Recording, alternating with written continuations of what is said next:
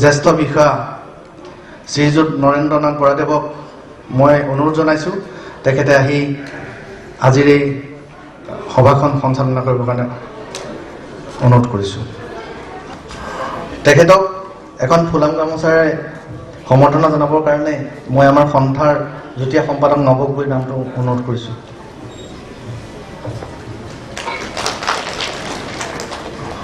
ইয়াৰ পিছতে মই মঞ্চলৈ আমন্ত্ৰণ জনাইছোঁ অসম বিত্ত সেৱা সন্থাৰ সভাপতি ৰবীন্দ্ৰ কুমাৰ বুজবৰুৱাদেৱক। তেখেতক এখন ফুলাম গামোচাৰে সম্বৰ্ধনা জনাবৰ কাৰণে মই চন্দনা গোস্বামীৰ অনুৰোধ কৰিছোঁ। তেখেতক এখন ফুলাম গামোচাৰে সম্বৰ্ধনা জনাবলৈ মই কেথাৰিনাক অনুৰোধ কৰিছোঁ। ইয়াৰ পিছতে মই মঞ্চলৈ অনুৰোধ জনাইছোঁ আমাৰ নৱনিৰ্বাচিত সভাপতি ভৱেশ ডেকা, তেখেত যাতে মঞ্চত উপবিষ্ট হয়। ইতিমধ্যে আমাৰ মঞ্চত ব্যক্তিসকলে উপস্থিত হৈছে, গতিকে পিছৰ কাৰ্যসূচীখিনি চলাই যাবৰ কাৰণে মই আমাৰ সঞ্চালক মহোদয়ক অনুৰোধ কৰিছোঁ। ধন্যবাদ। এই সতীৰ্থ সন্মিলন সঞ্চালনা কৰিবৰ কাৰণে মই আগবাঢ়িছোঁ। আৰম্ভণিত মই আপোনালোক আটাই লৈ মোৰ শুভেচ্ছা জ্ঞাপন কৰিলোঁ। সতীৰ্থ সন্মিলন সাধাৰণতে এনেধৰণৰ অনুষ্ঠানৰ লগত প্ৰায় পতা হয়, অনুষ্ঠিত কৰা হয়। ইয়াৰ উদ্দেশ্য হ'ল যে আমি আমাক এৰি যোৱা সতীৰ্থসকল আৰু আমাৰ লগত নতুনকৈ সংযোগ হোৱা সতীৰ্থসকলৰ লগত আমাৰ এটা আন্তৰিক সম্পৰ্ক স্থাপন কৰা। এইটো কমপ্লিটলি আনঅফিচিয়েল অনুষ্ঠান। ইয়াত আমাৰ যিবিলাক সন্থাৰ লগত জড়িত চৰকাৰী কাম কাজৰ পৰা সম্পূৰ্ণ উন্মুক্ত হৈ আমি খোলা মনেৰে অনুষ্ঠানটো আমি কৰিবলৈ বিচাৰোঁ। ইয়াৰ লগত জড়িত হোৱা যিবিলাক কথা, যিবিলাক ব্যক্তিগত কথা, আমি আন্তৰিক কথা, অন্তৰংগ যিবিলাক অনুভূতি, সেইখিনি আচলতে প্ৰকাশৰ এই অনুষ্ঠানটোৰ উদ্দেশ্য, যাতে আমি সম্পূৰ্ণ গোটেই কথাবিলাক আমি হৃদয়ৰ পৰা বাদ দি কেৱল আমাৰ প্ৰত্যেকৰ লগত গঢ়িব খোজা আন্তৰিক সম্পৰ্ক যাতে গুৰুত্ব দি আমি নিজকে প্ৰকাশ কৰিব পাৰোঁ। মই কি, আচলতে মই কি, মই আজি সঞ্চালক, কিন্তু আচলতে মই কি, প্ৰত্যেকেই যদি সেইটো প্ৰকাশ কৰে আজি অনুষ্ঠানটো অলপ মনোগ্ৰাহী হ'ব। আৰু মই মনোগ্ৰাহী অনুষ্ঠানেই বিচাৰোঁ। সচৰাচৰ বক্তৃতা বা তেনেধৰণৰ কথাই মানুহক আমনি কৰে। মই আৰম্ভ কৰিব খুজিছোঁ আজিৰ অনুষ্ঠান মোৰ মাজেৰে এটা কবিতাৰে। কবি জীৱন্ত দাসৰ 1935 চনত লিখা বিশ্ববিশ্ৰুত এটা কবিতা, বনলতা সেন। হাজার বছর ধরে আমি পথ হাঁটিতেছি পৃথিবীর পথে, সিংহল সমুদ্র থেকে নিশীথের অন্ধকার মালয় সাগরে। অনেকে ঘুরেছি আমি বিম্বিসার অশোকের ধূসের জগতে, সেখানে ছিলাম আমি অতিদূর সমুদ্রের সাগরের পরে। আমি ক্লান্ত প্রাণে, চারিদিকে জীবনের সমুদ্র সফেন। আমার দুদন্ত শান্তি দিয়েছিলেন আতুরের বনলতা সেন। সুলতার কবেকার অন্ধকার বিদিশার নিশা, মুক্তার শ্রাবস্তির কারুকার্য অতিদূর সমুদ্রের পর। হাল ভেঙে যে নাবিক হারায় আছে দিশা, সবুজ সে ঘাসের দেখে যখন সে সুখে দেখে দারুশিনী দ্বীপের ভিতর, তেমনি দেখছি তারে বলেছে সে এতদিন কোথায় ছিলেন। পাখির নীলের মতো চোখ তুলে নাতুরের বনলতা সেন। সমস্ত দিন শেষে শিশিরের গন্ধার মতন সন্ধ্যা আসে, ডানার রৌদ্রের গন্ধ মুছে ফেলেছিল। পৃথিবীর সব রং নিভে গেল, পৃথিবীর সব রং নিভে গেল। পাণ্ডুলিপি করে আয়োজন, সেখানে ছিলেন বনলতা, কেবল শুধু অন্ধকার মুখোমুখি বসিবার বনলতা সেন। এই কবিতাটো কিমানবাৰ বাংলায় পৃথিৱীত আবৃত্তি কৰা হৈছে, বিভিন্ন শিল্পী আবৃত্তি কৰিছে। এই কবিতাটিৰ মাজত যিটো থকা গূঢ়াৰ্থ যিখিনি আছে সেইখিনি একোখন এনচাইক্লোপিডিয়া হৈ এতিয়া ৰিচাৰ্চৰ বিষয় পৰিছে। বাংলা সাহিত্যৰ প্ৰতি যিখন অনুৰক্ত তেওঁলোকে এই কবিতাটোৰ গুৰুত্ব বুজি পায়। আৰু এইটো মোৰ আটাইতকৈ প্ৰিয় কবিতা। এইটোৰ মাজেৰে মই আজিৰ অনুষ্ঠানটি আৰম্ভ কৰিলোঁ আৰু এনেধৰণে আমি আজিৰ অনুষ্ঠানটো আগবঢ়াই নিবৰ কাৰণে আপোনালোকক অনুৰোধ কৰিলোঁ যে আপোনালোকৰ মাজত থকা যদি কিবা তেনেকুৱা প্ৰতিভা আছে, কিবা আছে ক'ব পৰা, আমি কৌতুক বিচাৰোঁ, আমি কবিতা বিচাৰোঁ, গীত বিচাৰোঁ, অন্তৰংগ এনেকুৱা কথা বিচাৰোঁ যিখিনিয়ে আমাৰ প্ৰত্যেককে অনুপ্ৰাণিত কৰিব, প্ৰত্যেককে খন্তেক হ'লেও ভাল পোৱা দিব আৰু এই ভাল পোৱাখিনি আমাৰ ইয়াৰ পিছত মনত থাকিব। দীঘলীয়া বক্তৃতা আমি ইয়াত নিবিচাৰোঁ। এনেধৰণৰ কোনোবাই যদি কয় 5 মিনিট, আমি প্ৰত্যেককে আজি বিচাৰোঁ যে আমাৰ প্ৰত্যেকজন আমাৰ সন্থাৰ মেম্বাৰে ইয়াত আজি 2 মিনিট হ'লেও তেওঁলোকে থিয় হৈ মাইক্ৰফোনৰ সন্মুখত কিবা এটা ক'ব লাগিব। আমি মাতি থাকিম এজন এজনকৈ। প্ৰথমতে আমি মোৰ বোধেৰে আমি এইখিনিতে মই এটা বাৰ্তা আপোনালোকক জনাব খুজিছোঁ। বাৰ্তাটো হ'ল যে বাদল দাস তেখেতে মোলৈ ফোন কৰি ক'লে যে তেখেতে ভৱেন্দ্ৰ শইকীয়াৰ শৃংখল শ্বুটিঙত ব্যস্ত আছে, আহি আছে। মোক জনাবলৈ ক'লে যে মই অলপ দেৰিকৈ পামগৈ, আহি আছে। এতিয়া মই আমাৰ পুৰণা সতীৰ্থ তেখেতসকলক আমাৰ এতিয়াও মনত আছে, যেতিয়া আমি আজিৰ পৰা 20 বছৰ আগতে অসম বিত্ত সেৱাত আমি যোগ দিছিলোঁ। দুটা কথা মই কৈ থোৱা ভাল হ'ব যে সেই সময়ত সেইসকল সতীৰ্থ, যিসকল সতীৰ্থ আমি ভৰি চুই সেৱা কৰিবৰ মন যায়, অসম ছেক্ৰেটেৰিয়েটৰ টেবুলত যেতিয়া এজন আমি যিটো ফাইনেন্সিয়েল এডভাইজাৰ আছিল তেতিয়া, তেখেতসকলৰ জ্ঞানৰ গভীৰতা, তেখেতসকলৰ কাম কৰাৰ যিটো আত্মনিয়োগ কৰাৰ যিটো প্ৰতিভা, সঁচাই আমি অভিভূত হৈছিলোঁ। সেইসকল বহুতেই আমাৰ মাজত নাই এতিয়া। কিন্তু আচৰিত ধৰণে তেওঁলোকৰ ছবিখন আমাৰ ভিতৰি দিয়াও আছে। তেওঁ কেনেকৈ বহিছিল, কেনেকৈ তেওঁ পেনটো লৈছিল, তেওঁৰ লিখা নোটটো কেনেকুৱা আছে আমি পঢ়ি চাইছিলোঁ। সেই কথাখিনি আমাৰ কাৰণে, আমাৰ পিছৰখিনিৰ কাৰণে আমাৰ অনুপ্ৰেৰণা হৈছিল যে আমি প্ৰায়েই তেওঁলোকৰ প্ৰতি আকৃষ্ট হৈছিলোঁ, কথা পাতি আকৃষ্ট হৈছিলোঁ, তেওঁলোকৰ মানে জ্ঞানৰ গভীৰতা দেখি আকৃষ্ট হৈছিলোঁ। এই বস্তুটোৱে আমাক এতিয়াও আকৃষ্ট কৰি আছে। সেইখিনি আমাৰ মাজত নাই। আজি মই তেখেতসকলৰ প্ৰতি মই পৰমেশ্বৰৰ প্ৰাৰ্থনা জনাইছোঁ, তেখেতসকল য'তেই আছে শান্তিৰে থাকক। ইয়াৰ পিছত যিসকল আহিল, আমি তেখেতসকলৰ লগতো আমি জড়িত হৈছোঁ, গভীৰভাৱে জড়িত হৈছোঁ, আন্তৰিক সম্পৰ্ক হৈছিল, শিকিছোঁ। ডাঙৰ এটা কথা আমি কৈছোঁ, আপোনালোকৰ এতিয়াও কওঁ যে আমি শিকিছোঁ, তেওঁলোকৰ পৰা শিকোঁ, কথা পাতি শিকিছিলোঁ। আমাৰ পালচাৰ আজি নাই, অহা নাই, মতা হৈছিলে, পালচাৰক মতা হৈছিলে, বৰা পালচাৰক মতা হৈছিলে, পালচাৰৰ আমি যোগাযোগ এতিয়াও আছে, তেওঁলোক কৰি থাকোঁ। গতিকে এই শ্ৰেণীৰ আমাৰ সতীৰ্থৰ প্ৰতি আমি ইমানেই তেখেতসকল কৃতজ্ঞ যে আমাক যদি আজি বিত্ত সেৱাত আমি যদি কিবা অকণ কৰিব, তেখেতসকলৰ ক্লাছৰ যিটো ট্ৰেইনিং, শ্ৰেণীগত যিটো শিক্ষা, ইয়াৰ পিছৰ যিটো শিক্ষা উপদেশ, সেইখিনিলৈ কাম কৰিছোঁ, সেইসকলৰ মাজত নাই এতিয়া। মই তেখেতসকলৰ প্ৰতিও ইয়াৰ পৰাই মই এতিয়া মোৰ প্ৰণাম জনাইছোঁ। আৰু যিসকল বহি আছে তেখেতো আজি আমি কৰিব পৰা একোৱেই নাই, আমি দিব পাৰোঁ কেৱল আমাৰ আন্তৰিক এটা শুভেচ্ছা, সেইকাৰণে মাতি আনিছোঁ। মই তেখেতসকলক দি আৰম্ভ কৰিব খুজিছোঁ। মই পোনতে আমাৰ দেৱেন্দ্ৰ নাথ হাজৰিকা, তেখেত মূৰতে বহি আছে।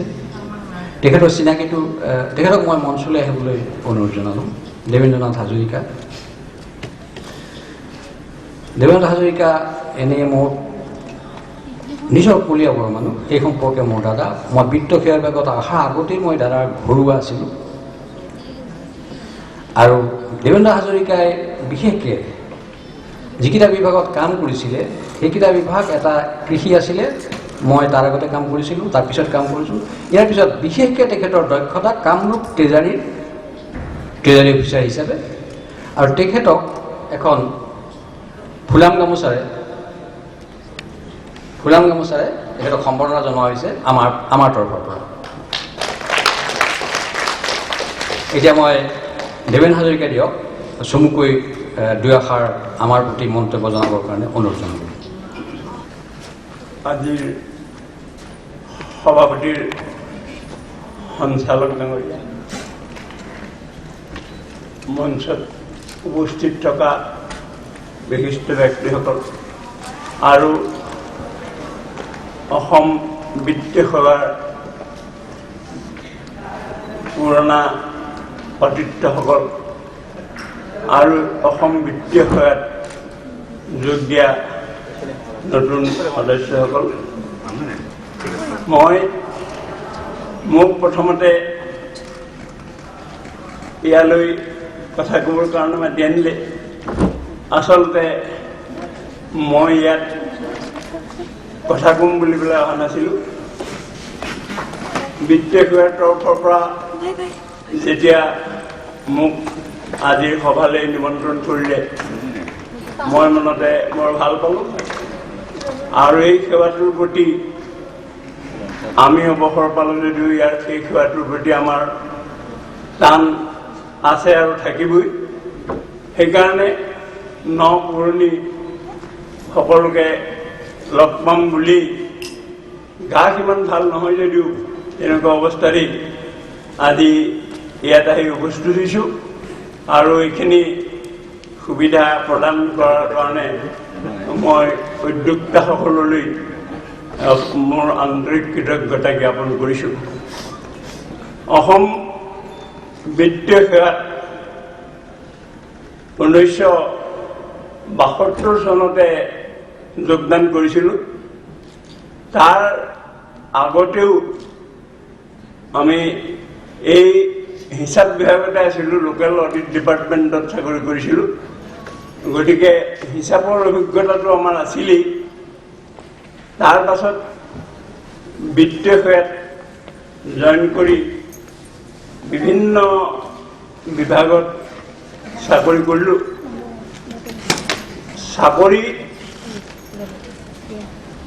আজিকালি আপোনালোকে যিটো পৰিস্থিতিৰ মাজত চাকৰি কৰিব লগা হৈছে, তেতিয়া এই পৰিস্থিতিটো নাছিলে। মই গোটেইখিনি ক'বলৈ ইমানখিনি মোৰ এতিয়া মনতো নাই আৰু ইমানখিনি কোৱাৰ মই প্ৰয়োজনো বোধ নকৰোঁ। খালি মই অকণমান দুটামান কথা কওঁ। এই সেৱাটোত যিসকল আহিছে, আমাৰ আগৰ অভিজ্ঞতাৰ পৰা মই এটা কথাই ক'ব খুজিছোঁ যে এতিয়াৰ দিনতে আমি দেখা পাইছিলোঁ বিভিন্ন বিভাগত ফাইনেন্স এণ্ড একাউণ্টছ অফিচাৰ হিচাপে আপোনাৰ যিবোৰ মানুহক চৰকাৰে পঠায়, যিখন বিধি আছে সেই বিধিখনৰ মতে ফাইনেন্স এণ্ড একাউণ্টছ অফিচাৰজনেই আপোনাৰ ফাইনেন্সিয়েল মেটাৰত তেওঁৰ পূৰা ক্ষমতা থাকে। কিন্তু আমাৰ অভিজ্ঞতাৰ পৰা আমি তেতিয়া দেখিছিলোঁ যে বহুত বিভাগত আপোনাৰ সেই অফিচাৰজনক বিভাগটোৰ মানুহে বৰ বিশেষ পাত্তা দিব নোখোজে। আনকি এনেকুৱাও আমি পাইছিলোঁ, কিছুমান অতি গুৰুত্বপূৰ্ণ ফাইল ডিৰেক্টৰেটবিলাকত তেওঁৰ ওচৰলৈ নপঠাই বাহিৰে বাহিৰে সেইবোৰ ডিছপ'জ কৰা আমি দেখা পাইছিলোঁ। আৰু কিছুমান ক্ষেত্ৰত বিত্তীয় অফিচাৰজনৰ অজ্ঞাতেই বহুতবোৰ কাম কৰা হৈছিল আৰু তেওঁক ইমান পাত্তা দিয়া নাছিল। এইটোত এটা কথা আছে, বিষয়াজনৰ ব্যক্তিত্ব আৰু নিকা ভাৱমূৰ্তি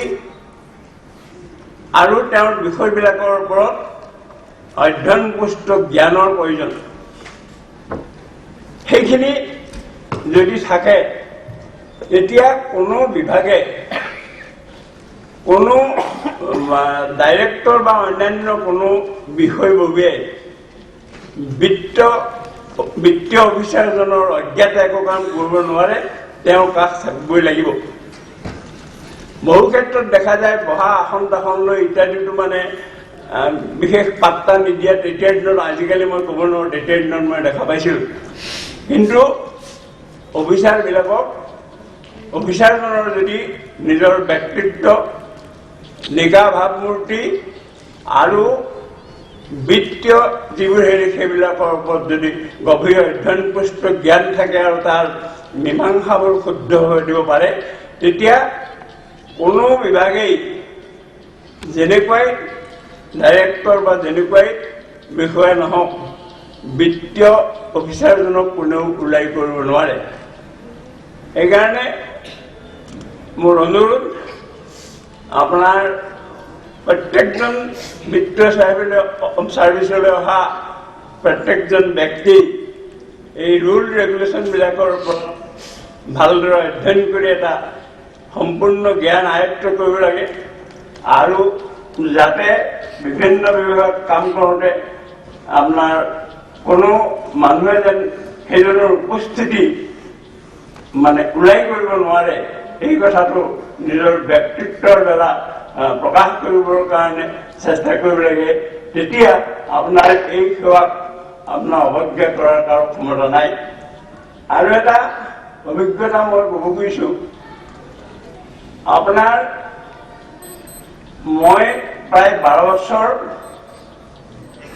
ট্ৰেজাৰী অফিচাৰ হিচাপে কাম কৰিছোঁ, দিছপুৰ ট্ৰেজাৰীতো কাম কৰিছোঁ, আৰু গুৱাহাটী তেতিয়া এটা গোটেই অসমৰ ভিতৰত ডাঙৰ ট্ৰেজাৰী আৰু এটা চেণ্ট্ৰেল ডিপো, তাতো মই কাম কৰিছোঁ। তেতিয়া মই দেখা পাইছিলোঁ আজিকালি আপোনাৰ ডেপুটি কমিশনাৰ অফিচত EAC থাকে, EACবোৰ আসাম ফাইনেন্স ক্লাছ 1 চাৰ্ভিচৰ লগত এনেই হেৰিটোৱে আগৰ একেই আছিলে, আজিকালি কি হৈছে মই সেইটো কথা নাজানো। কিন্তু আজিকালি মই দেখা পাইছোঁ আপোনাৰ ওপৰৰ deputy commissioner, additional deputy commissioner এইবিলাকৰ কথা বেলেগ, তলৰ আপোনাৰ ধৰক এই EAC বা অন্যান্য এনেকুৱা অফিচাৰবিলাকৰ ক্ষেত্ৰতো আপোনাৰ তেতিয়াৰ দিনত আপোনাৰ ট্ৰেজাৰী অফিচাৰক আপোনাৰ মানে খুব সমীহ কৰিছিল। মানে ট্ৰেজাৰী অফিচাৰক আপোনাৰ ফটকে লাগ কৰিলে ট্ৰেজাৰী অফিচাৰক EAC এজনে বা SDO এজনে মাতিছে বুলি নকৈছিল। আজিকালি মই সেইটো কথা নাজানো। DC ট্ৰেজাৰী অফিচাৰজন, মই মোৰ অন্য কথা মই ক'ব নোৱাৰো, মোৰ অভিজ্ঞতা হ'ল মই কামৰূপ ট্ৰেজাৰীত কাম কৰাৰ সময়ত এই DC আৰু ADC বাহিৰে মোক কোনো মাতি নিদিয়ে। বাকী কোনোবাই কিবা লগ লগা হ'লে হয়তো টেলিফোনত ক'বলৈ কথা ক'ব, আপোনাৰ লগত এটা কথা আছে, মই আলোচনা কৰিম, এনেকুৱা ধৰণৰ ক'ব, কোনেও মাতি মানে এনেকৈ নিনিয়ে। আজিকালি আৰু পজিশ্যনটো কেনেকুৱা হৈছে মই নাজানো। মই এটা কথা এইটোৱেই অনুৰোধ কৰিব খুজিছোঁ যে প্ৰত্যেকজন ব্যক্তি চাৰ্ভিচটোৰ মৰ্যাদা আৰু এই চাৰ্ভিচটো যে অসম চৰকাৰৰ Assam civil service, Assam judicial service, এনেকৈ চাৰ্ভিচ যিবোৰ আছে, সেই চাৰ্ভিচৰ নিচিনা আসাম ফাইনেন্স চাৰ্ভিচো যে এটা আছে, আৰু এই চাৰ্ভিচটো যে